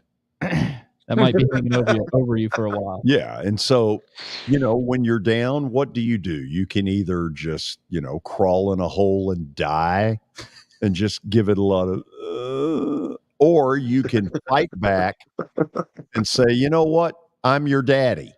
Okay. Thank you. We need to find a go-to. What I really like is the fact that last night I told you that Seattle would go up against Tukey Toussaint and that there would be an absolute boatload of runners because he can't throw strikes. Seattle scored 5 in the first en route to a 14-2 win. That was a no-brainer. Now, Kelly, we were lucky on Washington, period. Lucky. Bet you didn't know they had a 24-game preseason winning streak, the Baltimore Ravens, did you? I did not. And about the time the telecast came on, I was like, oh, no. Those guys really acted like they cared last night, too. Yeah. I mean, for a preseason game, and these preseason games, for the most part, are awful. That's the best one of the year. Who was the guy they had in the booth? I don't know if it was, I guess it was during the game. The new owner of the franchise. Okay, that was funny. There was a meme going around Twitter that he didn't know what to do with his hands. It was kind of funny. I mean, I know what he's been doing. He's been making money. Well, he yeah, paid it's just $6.05 billion for that franchise. He deserves it. True. Hopefully he's competent. Gosh. Oh, that billion. I couldn't pay the 05. Gosh. Crazy. So where are we going tonight? Tonight, George, and we do have the graphic. Mm-hmm. And I'm about to get it up there. We do have the graphic. Nice. Looky there, Kelly. If at first it worked, do it again, baby. Seattle. Do it till you put out that fire, big dog. Seattle is on fire. Seattle suddenly is in the wild card hunt. Suddenly the Yankees are not. All is right in the world. Yeah. Why you hate the Yankees so bad, George? They've done my team a lot of damage over the years. Another stupid question, Kelly. Yeah, that was. Look at the 96. I didn't think it was World stupid. Series. You didn't think asking George, why do you hate the Yankees? Yeah, I didn't think. Hey, Billy, next time I see you, remind me, I'm going to kick you in the throat. Thank you for your sportsmanship and your kindness to humanity. It's really touching. Kelly, we'll see you tomorrow. See y'all. Billy, good luck on that throat. Kick him hard. What's the matter? Oh, I can't. I don't know if I'll recover from that one. We'll see all of you tomorrow, I hope.